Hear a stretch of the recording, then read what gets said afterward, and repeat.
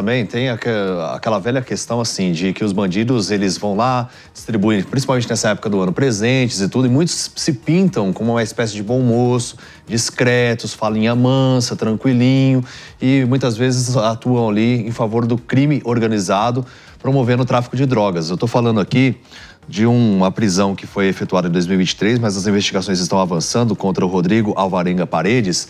Ele que se mostrava ali como herdeiro, moço de boa família, fazendeiro, mas estava enviando pelo menos 11 toneladas de cocaína para a Europa. Ele era o chefe, de acordo com a investigação da Polícia Federal, de uma organização criminosa que promoveu aí essa remessa de drogas, esse envio entre 2020 e 2022 por mais de 2,8 bilhões de reais. Então, assim, a cifra bilionária acontecendo e essa questão de, olha só como ele é bonzinho, como ele é bom moço, não fiz nada disso.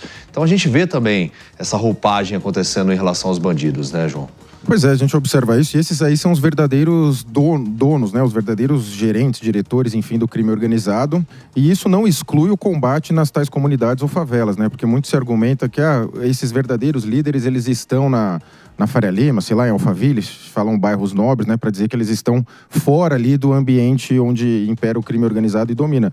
Mas são ambos, né? Eles estão aqui e estão lá. Então, uma coisa não exclui a outra. E que bom que a polícia o prendeu e agora é o que a gente diz, né? Vai ter a audiência de custódia, assim, não teve, vai ter todo o garantismo para ele. Lembrando que ele destruiu centenas, quiçá milhares de famílias com o comércio, a mercância de drogas, e agora ele deve ser punido. Só que o que vai se aplicar para ele é uma coisa, o que vai se aplicar para outro tipo de preso é outra. E certamente ele tem conexões, e aí é que vem a coisa, né? Ele tem conexões, certamente, no mercado financeiro, né? Ele tem contatos fazenda, na polícia, né? Ele tem contatos no Estado, né? Na fazenda. Então, certamente ele tem muitos contatos. E aí começa a entrar aquele negócio de apagar o incêndio também, né? Que quem está envolvido no meio público começa a tentar estancar os danos da operação, e a gente viu bem isso no caso do Banco Master. Talvez seja o mais, né, que ilustra essa situação, os poderosos agindo para estancar ali, para ele estourar nos outros. É o que certamente vai acontecer nesse caso.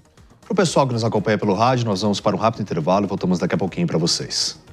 Seguindo aqui, a Aninha ergueu o microfone. Quer falar alguma coisa, Aninha? Não, é que eu acho muito curioso como às vezes as pessoas, elas se seduzem com ações ou palavras bonitas ou um presente que a pessoa pode dar. E ela deixa, assim, inconscientemente, de prestar atenção naquilo que aquela pessoa provavelmente está fazendo. Então, quando a gente vê um caso, seja como esse, seja como essa história do Banco Master, que, enfim, vai dar o que falar ainda por muito tempo, a gente tem que tentar um pouco dissociar a carinha boa daquela pessoa, porque no final ela está fazendo mal a muita gente. A gente não pode ter dó, a gente não pode ter pena. A pessoa fez muito mal. Por mais bonita e educada e simpática e discreta que ela seja, já fez mal pra muita gente. Né, Aninha? Pra mim foi bom. Pra mim foi bom, é o que basta, né? Isso é no mundo político também. Quantos políticos ruins nós não temos, mas que ganham votos sobre esse argumento? Pra mim ele foi bom. Quando a gente olha, por exemplo, está muito na moda agora esse seriado sobre o crime organizado no Rio de Janeiro, principalmente o Jogo do Bicho. Esses bicheiros, que eram pessoas violentas, criminosos graves, que tinham inclusive homicídios nas suas costas, eles ajudavam a comunidade com o carnaval, ajudavam a comunidade com o futebol. E aquilo que o Estado não fez, a migalha dada por esses era muito. Porque deu um remédio, porque às vezes conduziu o filho doente até um hospital, e para eles foi muito. Se o Estado prestasse o que teria que prestar, essas pessoas, esses criminosos não teriam oportunidade. E vamos lembrar talvez do maior criminoso da história, que era amado, o Pablo Escobar. Por mais cruéis que fossem os seus crimes, ele tinha uma centena, se não milhares de pessoas que adoravam, porque ele dava casa, porque ele dava comida, porque ele dava bebida, porque ele bancava um time de futebol, que chegou inclusive na final da Libertadores. Mas para aquele indivíduo que foi por ele ajudado, aquilo era muito.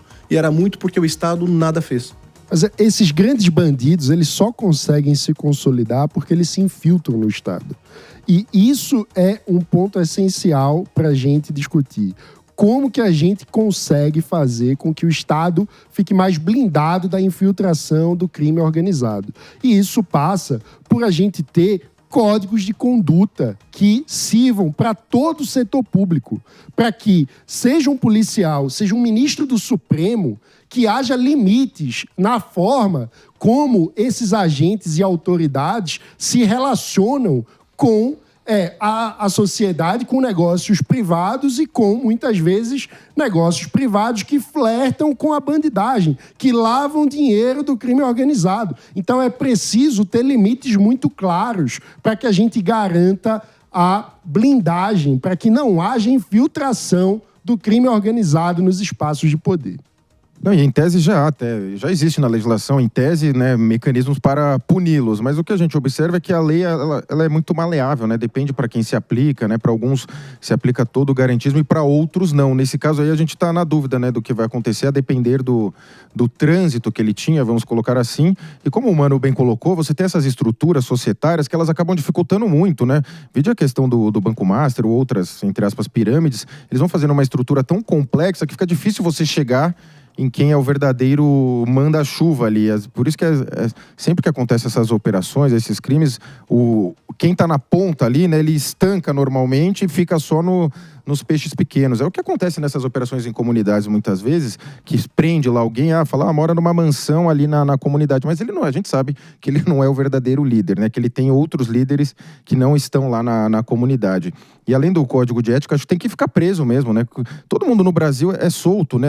A série que a gente falou, a principal delas, a Tremembé, creio que todos estejam soltos, cometeram crimes gravíssimos e, salvo o melhor juízo dos personagens ali da série, todos estão soltos. Então isso que indigna totalmente a população e ainda ajuda a gerar essa cultura de uma espécie de bandidolatria, né? De achar legal, né? Muitos desses criminosos iam pessoas lá tirar fotos com eles. Sem dúvida.